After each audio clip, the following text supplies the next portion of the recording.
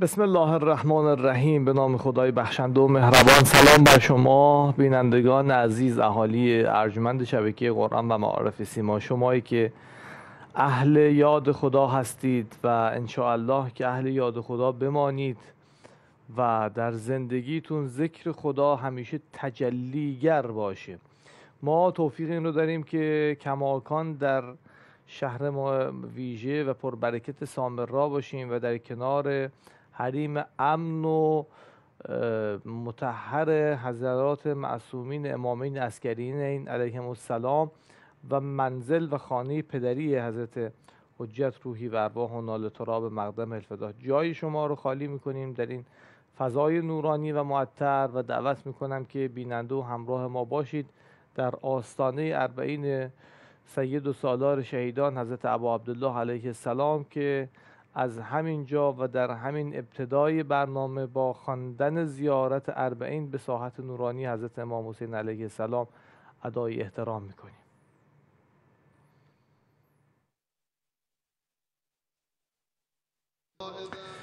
قبول باشه انشالله که همیشه موفق باشیم به جای آوردن زیارت سید الشهدا علیه السلام که در مواقع مختلف و در مواضع گوناگون و در زمانهای مختلف زیارت حضرت سید الشهدا علیه السلام وارد شده و جملگی مناسبت‌های مختلف زیارت‌های مختصه‌ای از وجود نازنین امام حسین علیه السلام رو داریم. در روز عاشورا زیارت عاشورا که در طی سال خواندنش وارد شده، در نیمه ماه رجب، در نیمه ماه شعبان، در شب عید فطر، در روز عید فطر، در روزهای مختلف، در اعیاد گوناگون.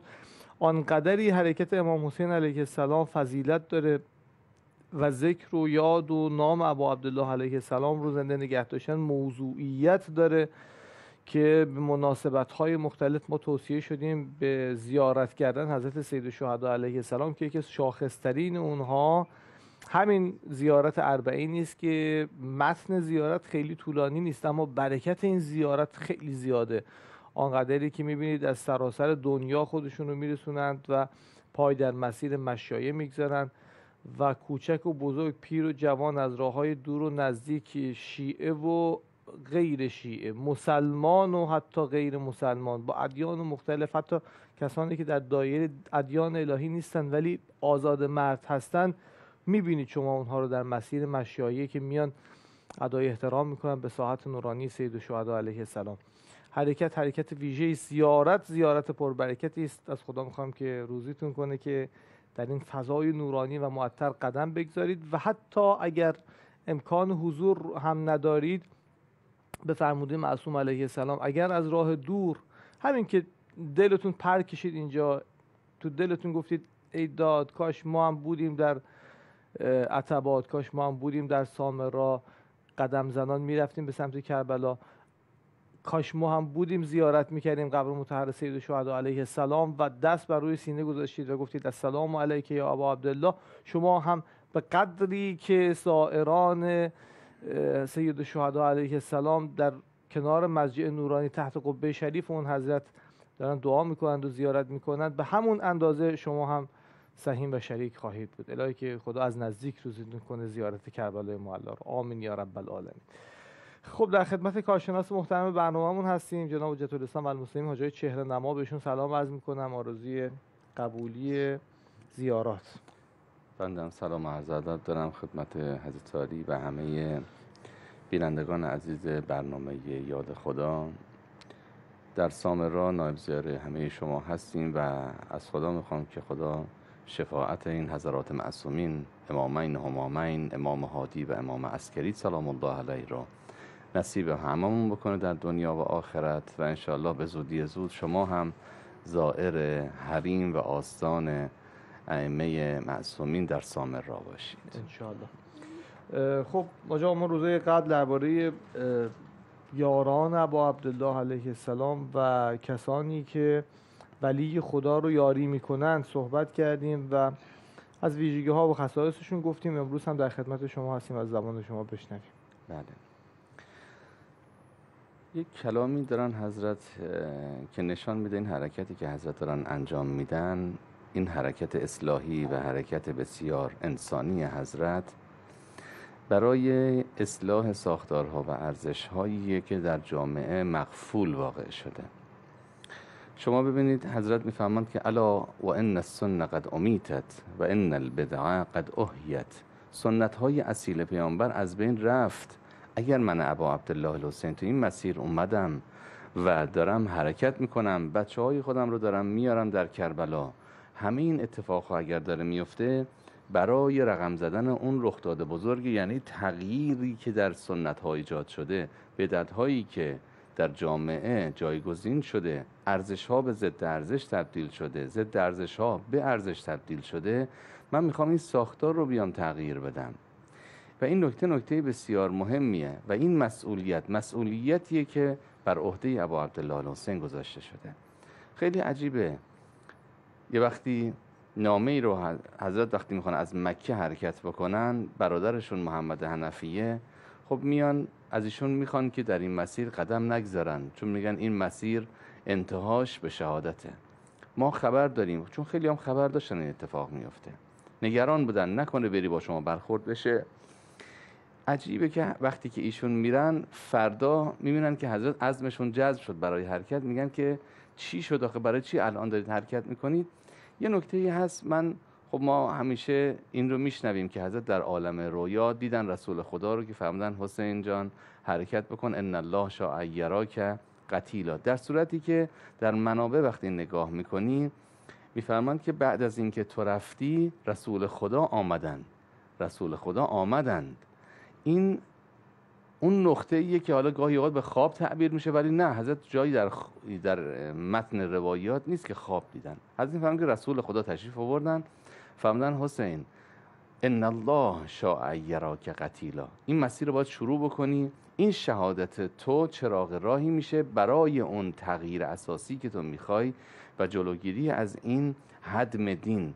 بعد حضرت فرمودن که در ادامه فرمودن به بنده که ان الله شاء یراهن سبایا، باید خانوادت هم ببری که در تاریخ چنان این نهضت جوری تبیین بشه، این نهضت جوری نقش اساسی ایفا بکنه که بتونه از این تغییر اساسی در ساختار دین جلوگیری بکنه. خب من میخوام این رو عرض بکنم، اصحاب ابا عبدالله در این مسیر اومدن همراهی میکنن ابا عبدالله رو برای این حرکت اصلاحی. یه نکته رو یادمون باشه، اگر جامعه‌ای بخواد به حیات طیبه دسترسی پیدا بکنه، چه جامعه چه افراد اون جامعه، این حیات طیبه در گروه همراهی با حرکت اصلاحی انبیا و اولیاء الهی میشه محقق بشه. وگرنه اگر با هر جریان دیگه‌ای بریم که این اندیشه و این نگاه اصیل انبیا در شکل نگرفته باشه، یه جایی از کار میلنگه، بالاخره نمیتونه کار درست جلو بره. عوارضش رو در دهه‌های بعد میبینن، عوارضش رو در ساختارهای اجتماعی خواهند دید. همین اتفاقی که امروز شما در غرب داره میفته، درسته غرب در ساختار تکنولوژیکی خودش داره جلو میره، اما شما نگاه بکنید در حوزه انسانی و در حوزه فاصله طبقاتی امثال اینها چه اتفاقاتی داره میفته. نکته این رو من عرض کنم، اگر ناکارآمدی هایی رو در یک نظام دینی گاهی اوقات میبینیم، پای دین نباید گذاشت. دین دائما داره به عدالت اجتماعی، رفع فاصله طبقاتی و امثال اینها ارجاع میده. اگر اتفاقی داره میفته، یعنی حتی در اون جامعه خوب دینداری شکل نگرفته. خب اگر جلودار یک چنین حرکتی اولیاء الهی شدن که متصف به تمام ارزش‌های اصیل الهی هستن، اینا میتونن از جامعه دستگیری بکنن، جامعه رو حرکت بدن، سیر بدن و اونها رو اون مراتب علو برسونن. شما نگاه بکنید در مورد اهل بیت اسلام و طهارت، ما قبل از اینکه بخوام اینها رو به عنوان جلوداران این حرکت اصلاحی معرفی بکنیم، شخصیت اونها رو باید بشناسیم. در زیارت جامعه کبیره اینطور میفرماد ان ذکر الخیر کنتم اوله و اصله و فرعه و معدنه و مأواه و منتهاه. خیر رو وقتی ما بخوایم توصیف بکنیم، شما اول و آخر خیر هستید، برگشت خیر به شماست. حقیقتا هم همینه، یعنی تجسم عینی خیر در عالم هستید. شما رفتار اهل بیت رو برید ببینید با دیگران، امیرالمومنین رفتارش رو ببینید.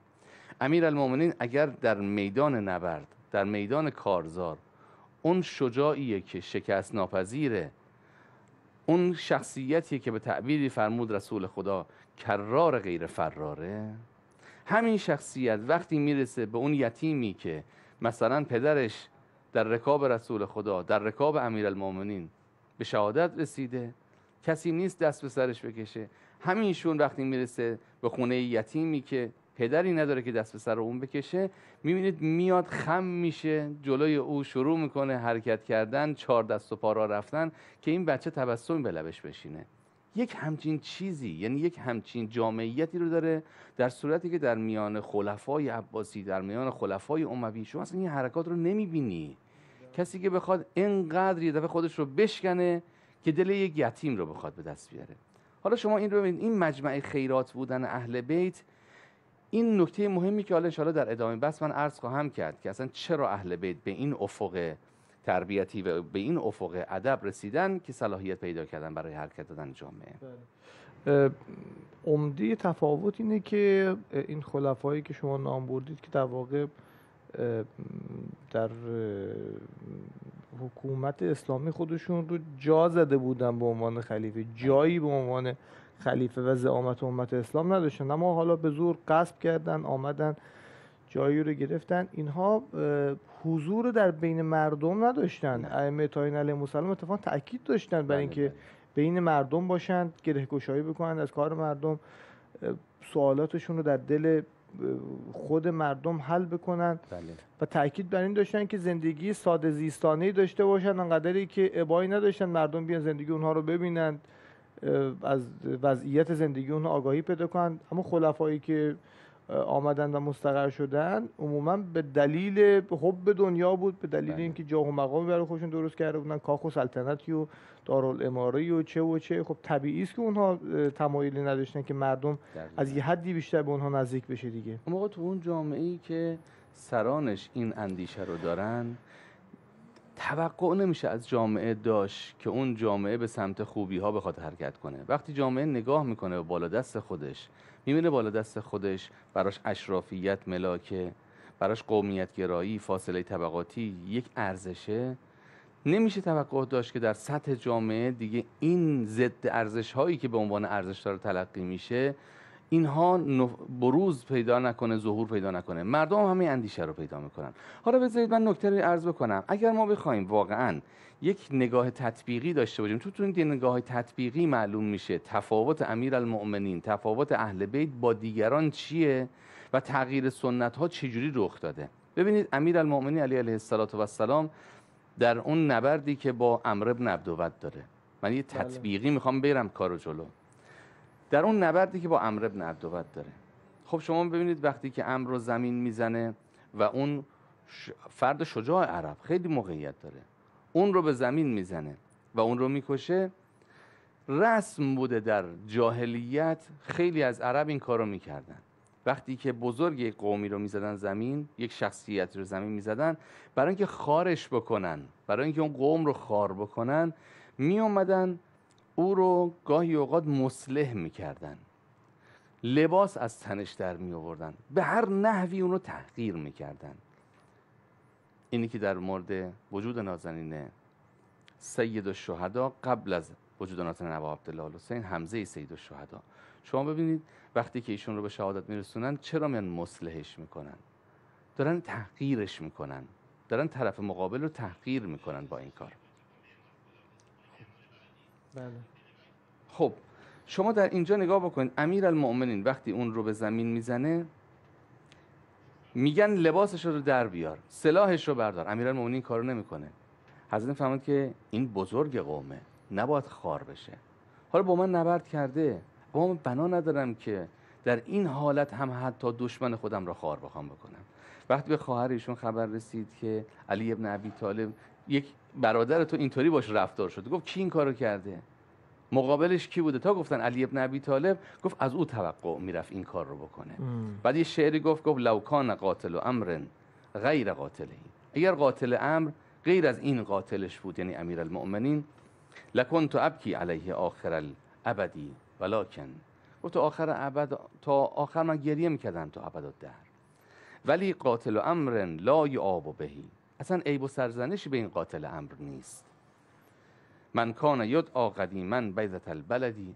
بعد شروع کرد در متن امیرالمؤمنین رفتار صحبت کردن. این رو بذارید در کنار رفتار معاویه. تازه در مقابل امر که او کاری زشتری هم انجام داد در مقابل امیرالمؤمنین، جسارتی کرد به حضرت و حضرت کار رو تمام نکردن. بله. تاریخ میگه بلند شدن یه چرخی زدن، یه دوری انداخت زدن بر روی علی افتخار و هر وصی و هر ولی. آمد حضرت دور زدن، گفتم من خشم خودم رو نگه داشتم که نکنه اگه ضربتی میخوام به او وارد بکنم به واسطه هوای نفسم بوده باشه. شما در نقطه مقابل رفتار معاویه رو ببینید. در جنگ صفین معاویه وقتی که به تعبیر ما تکی زدن، اومدن یکی از سرداران امیرالمؤمنین عبدالله ابن بدیل، شخصیت بسیار فوق‌العاده‌ایه، عبدالله ابن بدیل در اون صحنه به شهادت رسید. عبدالله روی زمین افتاده بود، در نقطه مقابلش عبدالله ابن عامر رفیقش همراه معاویه بود. این رفیقش که داشت می آمد با معاویه که داشتن قدم می زدن، از دور رفیق خودش عبدالله ابن بدیل رو دید. یواش اومد سراغ عبدالله ابن بدیل و این عمامه خودش رو برداشت و روی صورت عبدالله ابن بدیل گذاشت. معاویه زیر چشم دید این کارو کرد. گفت برای چی این کارو کردی؟ گفتش که عبارت من از اینجا بعدش نکته است. گفت والله اجازه نمیدم که رفیقم عبدالله ابن بدیل رو مصلح کنی. چون اون میدونست دأب معاویه این بود، همون نگاه جاهلی رو داشت، اصلاح نشده بود این جریان، همون نگاه جاهلی رو داشت. گفت والله اجازه این کار رو نمیدم. جلوش با قبضه شمشیرش وایساد.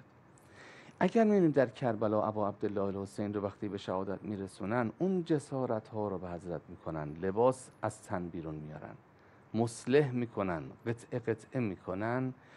دأب جامعه جاهلی بنی امیه این بود که این گونه رفتار بکنن. این نسخه کسیه که الان اومده در جایگاه معاویه میخواد بشه جلودار یک جامعه. اینو بذارید در کنار امیرالمؤمنین. این دو نفری که داعیه جلوداری جامعه رو دارن چطور میتونن سیر بدن؟ چقدر تفاوت بین این افراده؟ زمین تا به آسمان تفاوت ها. حالا شما این رو بذارید در کنار حالات دیگه امیرالمؤمنین. خب معاویه که مثلا شما دستگاه بنی امیه التزامی اصلا به این مطالب ندارن، مباحث اخلاقی ندارن. بنده در جلسات گذاشتم عرض کردم خیلی از اینها وقتی میخوان مقاصد خودشون برسن، به اهداف خودشون برسن، اصلا در مقابل خودشون التزامی نمیبینن که حتما بر صداقت، بر تعهدهای اخلاقی و امثال اینا پایبند باشن. اصلا التزامی نمیبینن. موقع در نقطه مقابل شما امیرالمؤمنین رو ببینید، علی علیه السلام. اونجا امیرالمؤمنین وقتی که میان والی میشن، شما فقط رفتار امیرالمؤمنین رو ببینید چجور تجلی پیدا میکنه در جامعه. جامعه‌ای که میخواد به اون افق اعلی برسه، با امیرالمؤمنین میتونه به این نقطه برسه. حضرت وقتی اومدن در عراق، اومدن وارد کوفه شدن، یه عبارتی دارن خیلی زیباست. حضرت فرمودن یا اهل العراق. این خطبه اول حضرت در ورود به عراقه. فرمودن یا اهل العراق دخلت بلادکم به اشمالی هذهی و رحلتی و راحلتی. من وارد عراق شدم با همین اصل و اساسیه که دارید میبینید. بعد فرمودن فان انا خرجت من بلادکم بغیر ما دخلت فاننی من الخائنین. اگه اون روزی که داشتم از اینجا میرفتم دیدید املاک من زیاد شد، اموال من زیاد شد، بروبیا، اگر این اتفاق افتاد بدونید من خیانت به شما کردم ها. و امیرالمؤمنین تا آخرین لحظه پایبند موندن به این فرمایش.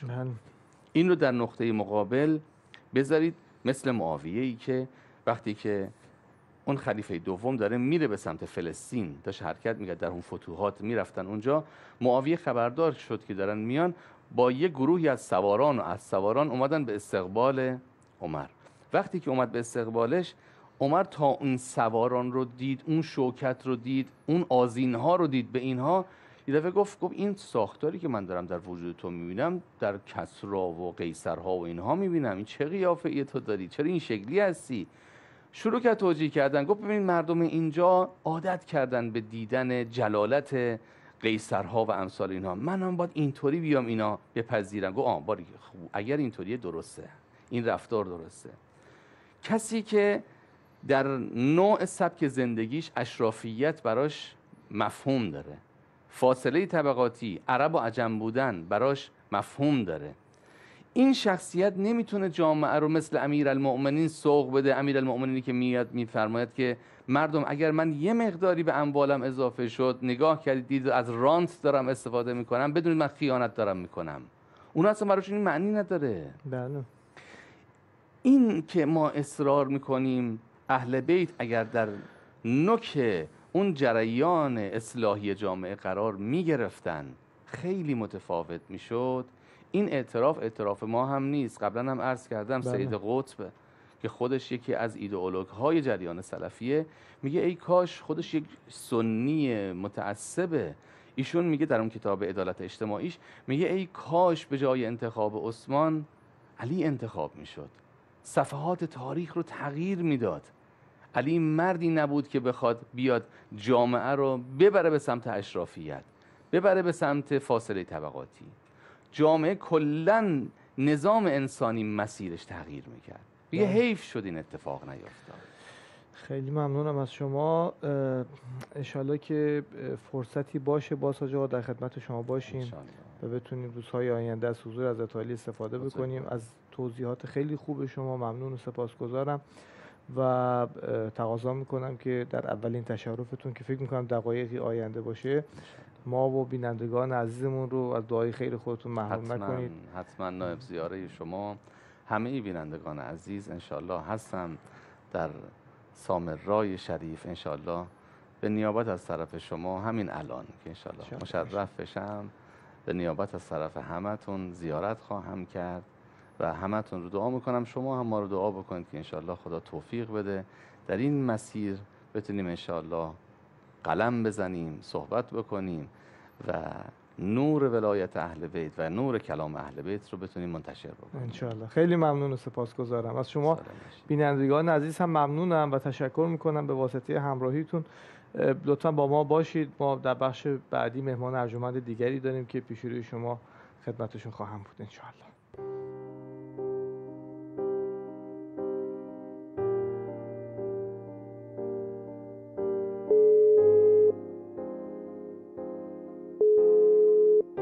سلام علیک یا امام الزمان. السلام علیک. الو سلام. خوبی حمید آقا؟ آقا من الان تو سامره هستم جلوی آمدی جون. سی دعای کنم انشالله تمام جوانان خوشبخت بون، عاقبت به خیر بون، سبب ازدواجشون، مسکنشون انشالله. سلام بابا. الان جلوی امام علی علیه السلام وایسادم. هر حاجتی هر مطلبی داری بالاخره. سلام حاجی، من خیلی دوست داشتم تو این زبودی. من حالا گوشا گرفتم سمترم. حالا هرچه حرف تو دلت هست بهش یاد اونایی که همه اون زمان آرزو میکنم اونا سلام بده بابا. سلام بابا جون، خوبی؟ بابا من جلو گنبد امام حسن عسکری وایسام. سلام بده بابا. یا سامان دیگه چیش میشم حرما. آیا سلام بر. من الان سامره جلوی گنبد هستم و آقای سلام بده.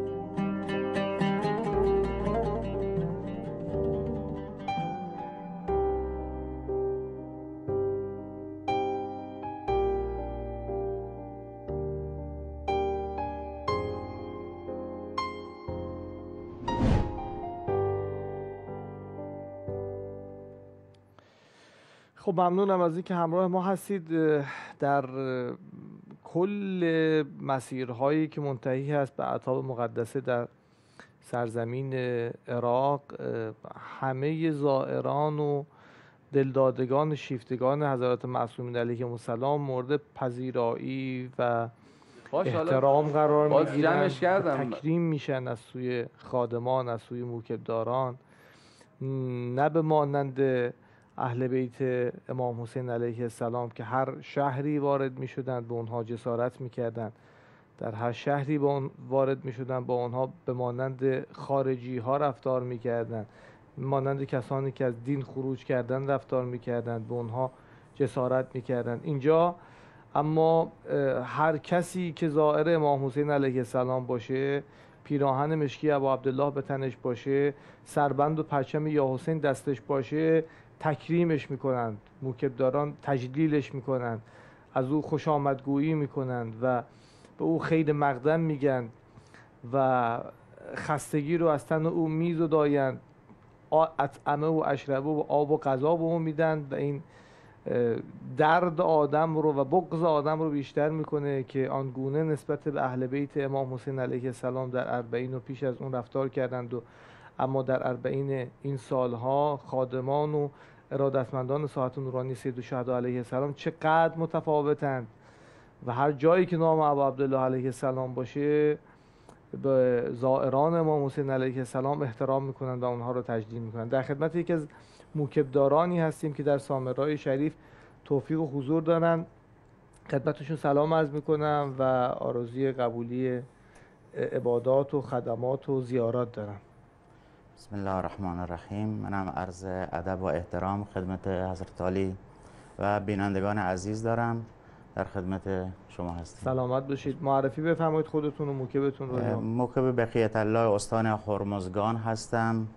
حدود 9 ساله که در سامرا توفیق اینو داریم که در خدمت زوار امامین عسکرین باشیم و در حدود 4 سال هم که در مضیف حضرت آقا خدمت میکنیم و هم تو بحث پخت و پز و توزیع غذا، هم بحث حالا چای و شربت و نانوایی فعالیت داریم و در خدمت تمام زواری که به سامرا میان و مشرف میشن به این مکان مقدس در خدمتشون هستیم. سلامت باشید، خدا شما رو حفظ کنه.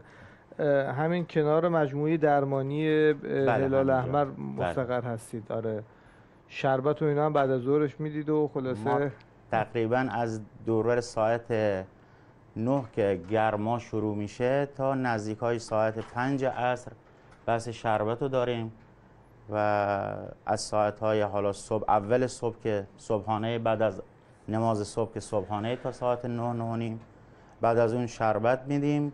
نهار، بعد از نهار بلافاصله بحث شربت دادن رو داریم واسه تمام زواری که مشرف میشن. بعد از اونم که به هر حال بحث شامه که تا همین الان هم نهار و بعدش هم شام، چای هم در صبحانه و حالا شب انجام میشه. همین الانش هم که هست تو همین ساعت شب دوستان هستن، هر کدوم از زوار بزرگواری که به هر حال به این قسمت تشریف میارن میتونن بیان و ما در خدمتشون هستیم، چه بحث چای چه بحث غذا، که به هر حال بتونن این خستگی رو از تن این دوستان که با این همه زحمت این مسیر رو طی میکنند و به اینجا میاند بتونیم خدمت بکنیم. واقعا واسه ما تمام موکبداران، بلخص ماهایی که به هر حال دوست داریم که همیشه خدمتگزار باشیم، جای خوشحالیه. واقعا واسه ما افتخاریه که بتونیم در این خاک، مخصوصا خاکی که متعلق به آقای امام زمانه، به اسم آقای امام زمانه، بتونیم خدمتی بکنیم و مردم کشور ما و حتی غیر از کشور ما که مسلمان هستن و شیعه هستن دارن میان خدمتی بکنیم و انشالله مورد قبول آقای امام زمان و آقای امام حسین و خداوند قبول. انشالله. خیلی از شما ممنونم، انشالله که قبول باشه و مجبور باشید. دیروز بود اتفاقا فکر میکنم بنا به اتفاقی اون سمتی اومدم و یه لیوان از اون لیوان‌های شربت موکب شما رو بنده و رفقا خوردیم.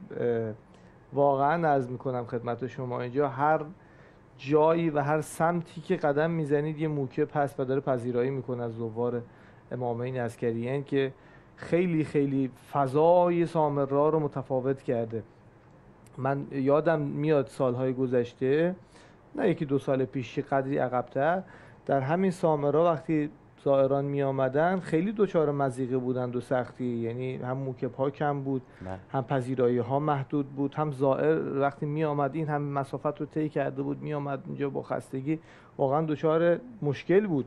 اما الان به برکت حضور ارادتمندان به ساحت نورانی سید الشهدا علیه السلام و حضرات عسکریین علیهم السلام قدم به قدم موکب هست. نمیگم که موکب های فراوانی هست، یعنی فکر میکنم دیگه جا برای زدن موکب وجود نداره. درسته؟ خدا رو شکر. ما یادم میاد سال اولی که حالا اومدیم اینجا، تقریبا 9 سال 10 سال پیش که واسه اولین بار بود، شاید مجموعاً 4 تا 5 تا موکب بیشتر نبودن، کنم فقط در بهترین شرایطش آب بود پخش میشد، ولی کم کم کم کم این اضاف شد و امسال و من میگم جز بهترین سالهای تو این همه سال بوده.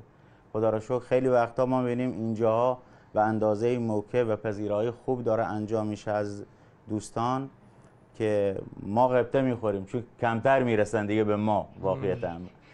و ما هم این واقعیتش این کار رو کردیم که به هر حال بتونیم انجام. البته یه خدمتی رو ما تقریبا از 2 سال پیش شروع کردیم. قبلا سرویس های قسمت بانوان به هر حال توسط خود دوستانی که اینجا بودن مال عتبه عراق انجام میشد، یه مقدار مشکلات داشت و نارضایتی بود. 2 ساله که حدود نزدیک به 130-40 نفر از خدام خواهر میان و اینجا این خدمات رسانی رو میکنند و خیلی باعث رضایت خواهران شده در اون قسمت. خیلی هم عالی. و امیدواریم که این تداوم پیدا بکنه و ما هم بتونیم اینجا خادم خوبی باشیم. مردم هم دعا بکنن واسه ما. ما تنها چیزی که از مردم میخوایم این واقعیتش دعا کردن واسه ما و جا دارم تشکر کنم از تمام کسانی که به هر حال در طول این سالها همه جوره کمک کردن به ما، چه اونایی که مالی بوده چه اونایی که جانی اومدن اینجا خدمت کنن.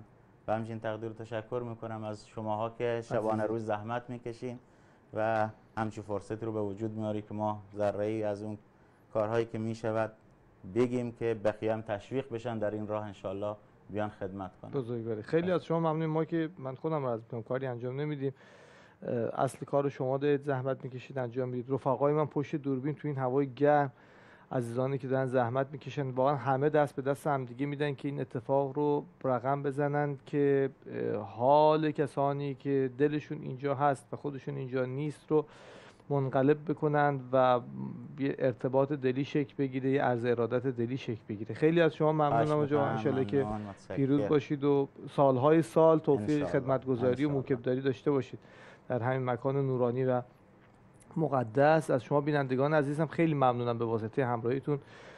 شما شب زنده‌داران سحرخیزی که از این فرصت‌های ویژه استفاده می‌کنید در این خلوت معنوی ویژه سحرگاهی، ما رو از دعای خیر خودتون محروم نکنید. در نماز شبی که توفیق دارید که انشاءالله به جا میارید ما رو دعا بکنید. بالاخره به جای آوردن نماز شب خودش یک فضیلته که بزرگان گفتن که ای پسر اگر دنیا میخواهی نماز شب بخوان و اگر آخرت میخواهی نماز شب بخوان. انقدر توصیه شده خواندن نماز شب که شما بهش موفق هستید الحمدلله و در این خلوت‌های ویژه یاد ما هم بکنید. ما هم در حرم شریف امامین عسکریین دعاگو و نایب الزیاره شما هستیم. تا فرصت ساعت 11 که پیش روی شما مجدد قرار میگیریم با یاد خدا. همتون رو به خدای بزرگ و مهربان میسپارم. بدرود و خدا نگهدار.